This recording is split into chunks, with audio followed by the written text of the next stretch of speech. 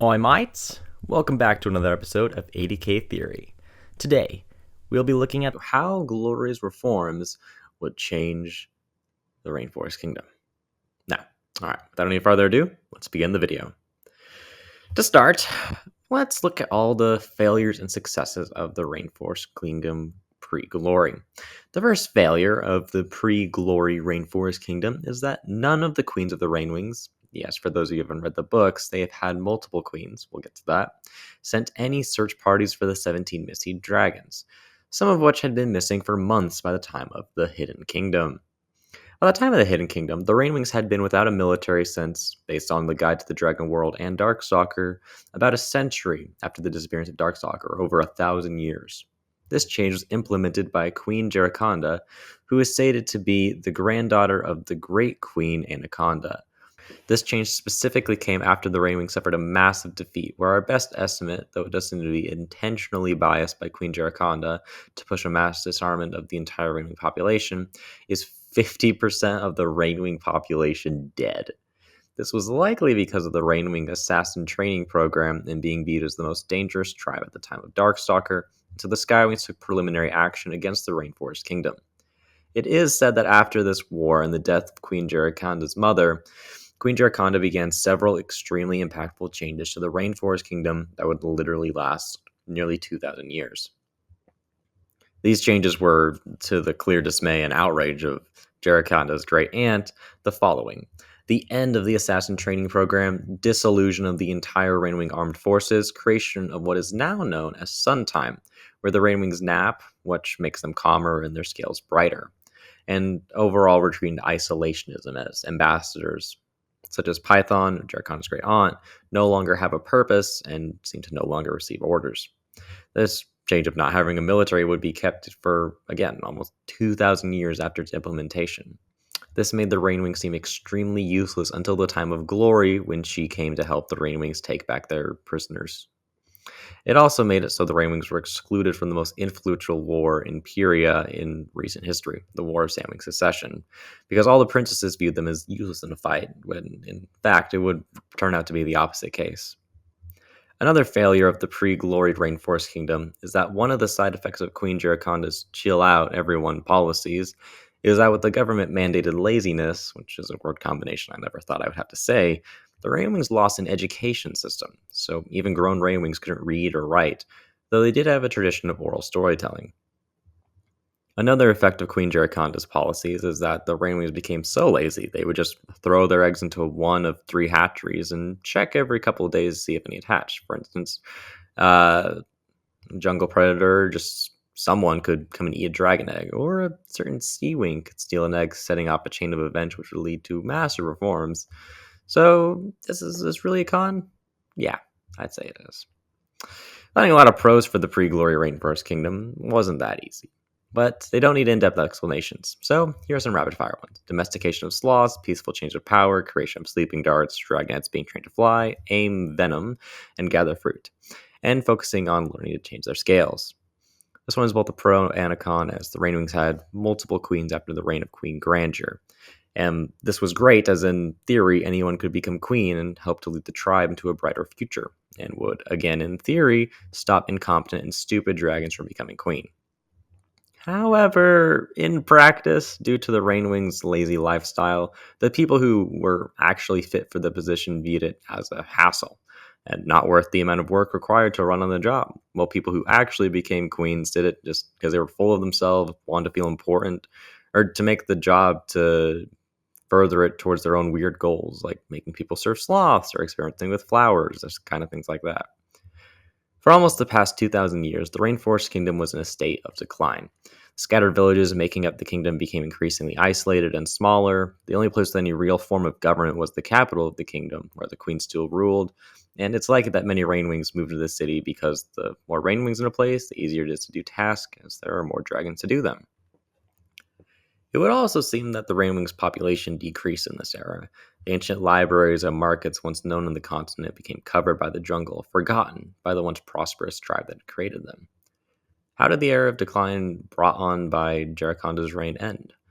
An unprecedented Rainwing who grew up under the mountain in the kingdom of sky, Queen Glory, the She doesn't have an official title, so we'll just go with Queen Glory the Reformer.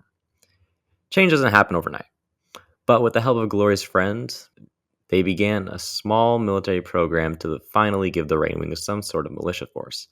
This was an excellent change, as not only did it begin the recreation of the Rainwing military after 2,000 years, but it also shows that the Rainwing military was able to make its own doctrine and was able to be effective as displayed during the attack on the Nightwings. This military doctrine was likely a combination of different tribes, as veterans from the War of Family Succession were likely brought in to help create this new military, as well as training from personal friends of Glory, such as Tsunami and Deathbringer the Nightwing Assassin. This will likely lead to Rainwing military consisting of a medium-scale defense force, but with the Rainwing's natural lethality and the new Rainwing combat doctrine, they would likely be a formidable fighting force within the near future, at the very least as a defensive action. Also, during Gloria's reign, several young Rainwings were sent out to be educated in the new Jade Mountain Academy, which gave them the much needed education that just couldn't be provided for them in the Rainforest Kingdom, still undergoing reconstruction, with the few remaining Nightwings that were specialists in the fields of science and math undergoing trials for their participation in experimentation on Rainwing venom. This is a great strategy, as the returning Rainwings will have a formal education and have learned different trains of thought from other tribes. And considering that most Rainwings can't even read or write, even a Rainwing that did averagely well in the school would have a better education than almost their entire tribe. This would fill the much needed positions in the Rainwing tribe for scientists, and considering the Rainwings usually laid back and peaceful life, it is likely that some former Jade Mountain students will become philosophers, combing the existing philosophy of the other tribes and their home culture to create a new group that promotes spirituality and peace. Also, considering that the only thing the Rainwings have kept from before Jericonda's reign and actually improved upon is their healers, it's likely that new healer apprentices will maybe go on tours or just overall increase their knowledge with the combined tribal knowledge from across Spheria. Under Queen Glory's rule, a new golden age has begun for the Rainwings. They're able to rebuild their strength, and a renaissance begins as the students return with several new innovative ideas. While their tribes are rebuilding from the war, the Rainwings will come out of their isolation as a superpower in the economical, educational, and philosophical sense. However, there is, or at least was, a dark side to Gloria's reign, that being that the Nightwings were forced into the Rainwing Kingdom under threat of being left behind on their island, which was actively erupting at the time. After this, the Nightwing population was resettled into the rainforest, seemingly without a lot of aid from the Rainwings, and had to live in what seemed like a shanty town, half-built huts, and many Nightwings only got their own homes that they didn't share with other families. Mighty Claws came with magic art abilities to draw houses into existence almost a year after the Nightwings were forcibly resettled, which did help the issue somewhat.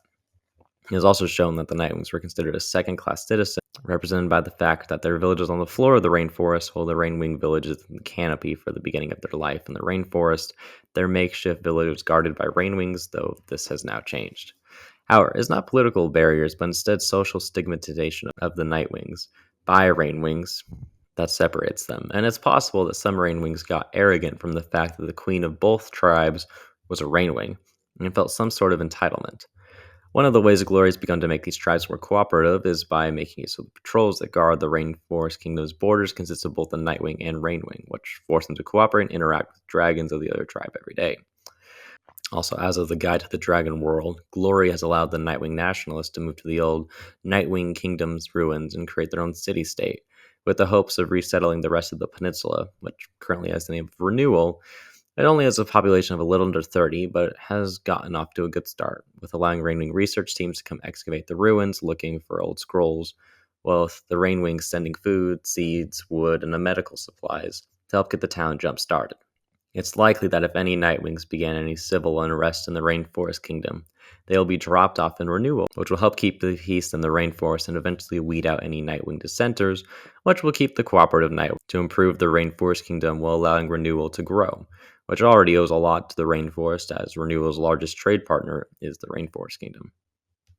After 2,000 years of decline, Queen Glory was not only able to bring the Rainforest Kingdom to heights it's never seen before, with developing military force, new innovations from recruiting students from Jade Mountain Academy, beginning the process of giving the Nightwings rights, and was able to turn a possible Nightwing insurgency into a friendly trading partner by helping the Nightwing nationalists settle in Renewal. This is why Queen Glory the Reformer is not only one of the best queens in the history of Feria, but also the one who has the most positive effect on her tribe in only a year of her rule. This has been ADK Productions, and we hope you liked this video. Also, any engagement helps, so please like or comment on the video. Also, Fury Nerd and us came up with an idea for a video about Glory's reforms and scripted it at the same time, so go in the description to his channel and see his takes on the same topic. If this video hasn't already been posted, it'll be there soon. Have a wonderful day.